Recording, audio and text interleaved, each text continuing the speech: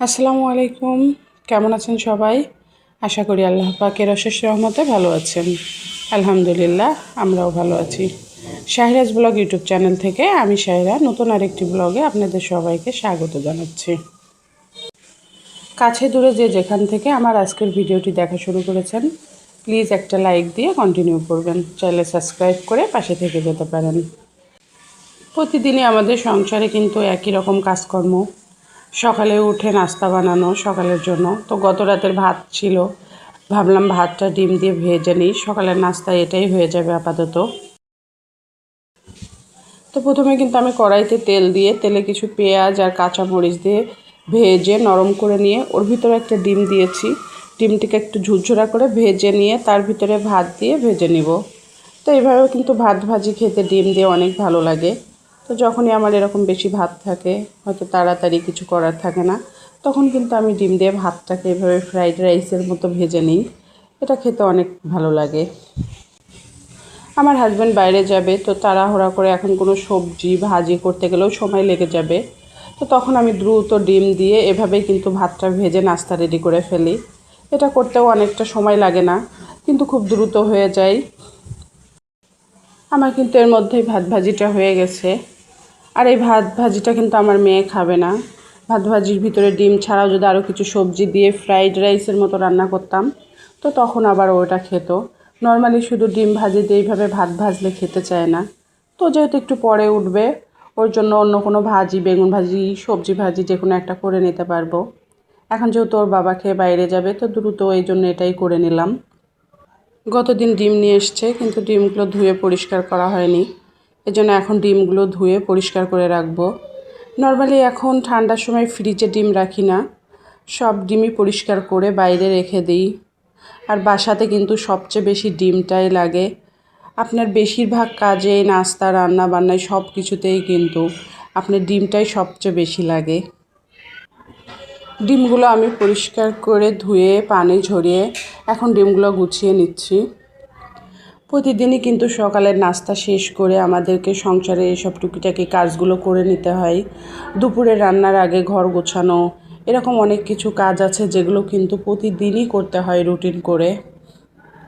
বাসা চেঞ্জ করার সময় ফিল্টারটা ভেঙে গিয়েছে, এরপরে কিন্তু ফিল্টারটা আর কেনা হয়নি। এখন এই বাসাতে পানি ভরাই যে একটা এক্সট্রা ঝামেলা।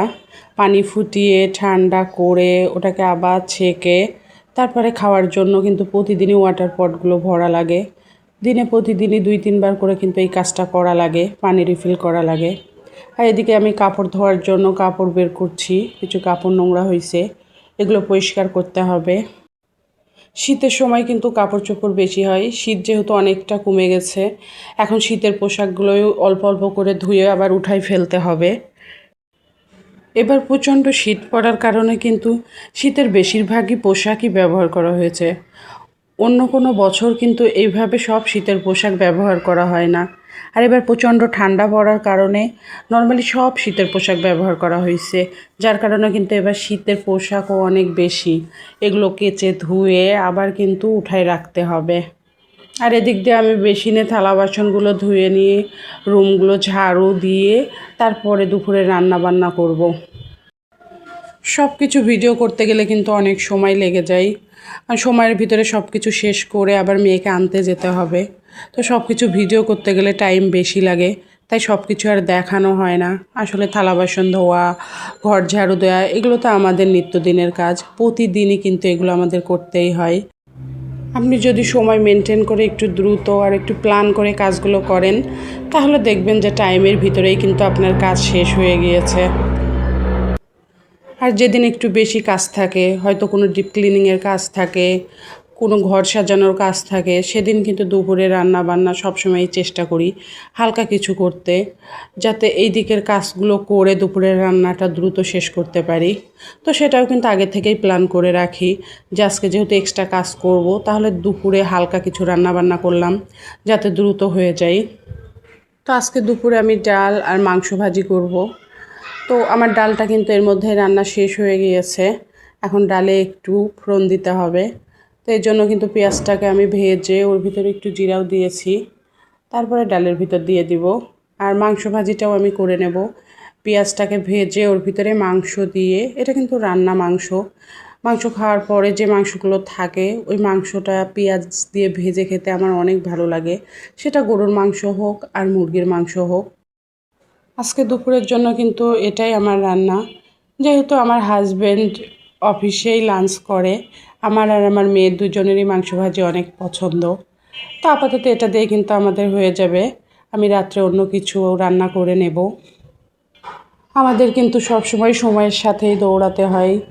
সময়কে যে ব্যবহার করতে পারে সেই কিন্তু ইতিহাস গড়ে, আর যে সময় নষ্ট করে সে কিন্তু সবসময়ই অজুহাত দেখায়। তো এই জন্য সবসময় চেষ্টা করি সময়ের ভিতরে সব কিছু শেষ করে ফেলার। আর কোনো কাজ যে পরে করব এভাবে রেখে দিলে দেখি সেই কাজটাই বেশি কঠিন হয়ে যায় পরে করার জন্য। যদি তখনই সময়ের ভিতরেই কাজটা করে ফেলি তখন কিন্তু সেটা হয়ে যায়, আর যখনই ভাবি পরে করব ওটা কিন্তু করাটা এতটা হার্ড হয়ে যায়, তখন মনে হয় যে ওইটাই সবচেয়ে বেশি কষ্টের কাজ। তো আজকের ভিডিওটি এ পর্যন্তই, দেখা হবে নতুন কোনো ভিডিওতে।